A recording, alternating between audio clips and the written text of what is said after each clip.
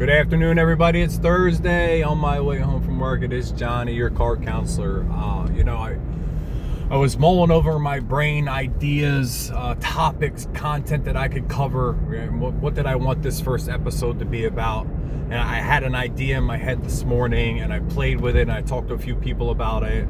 I actually made a video. I wasn't happy with it. I reviewed it, and I was like, there's a lot of gaps in it. I lost my train of thought because I was driving. So I thought it was more practical for me to, spend a day at my office working with individuals in different parts of their process and recovery, and also like my coworkers, my clinical supervisor. So the theme still stuck for me. Happiness, right? The idea, right, of what is happiness, and what does the definition mean, and what is my take on it, and what is my experience with it. Definition of happiness is a sustainable state of inner peace, contentment, and fulfillment, rather than a fleeting rush of excitement. So that tells me that true happiness, right, authentic happiness is an inner workings, right?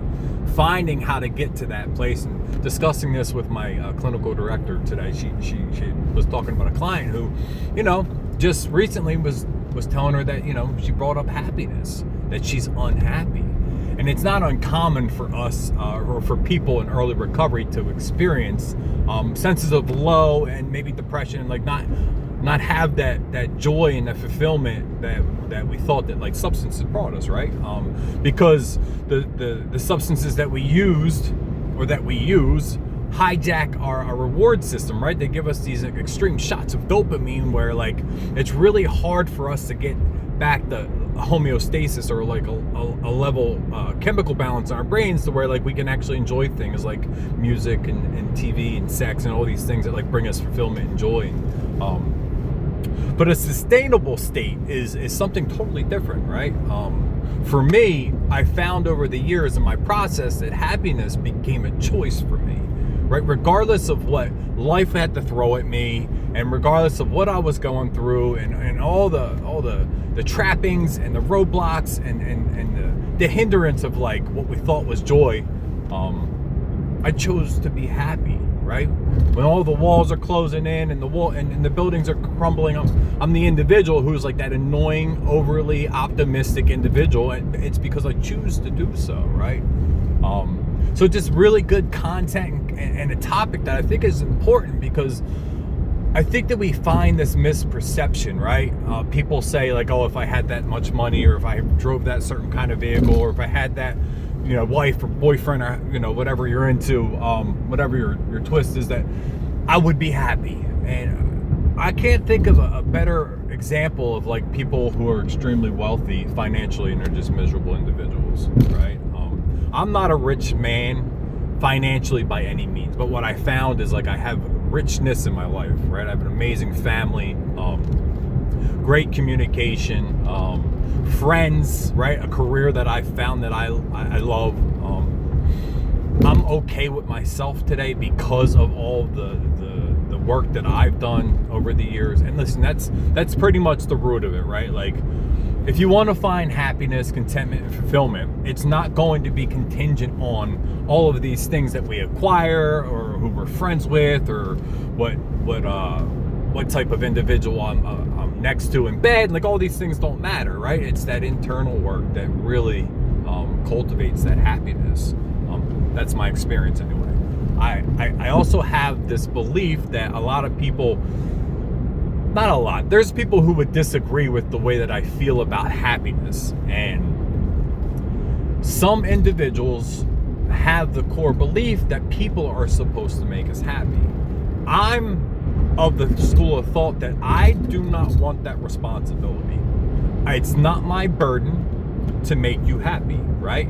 And it works the opposite way, right? I'm not happy contingent on the way that my family treats me, or the things that they do for me, or any of those things. I don't think that it's anybody's responsibility. I believe it falls solely on us.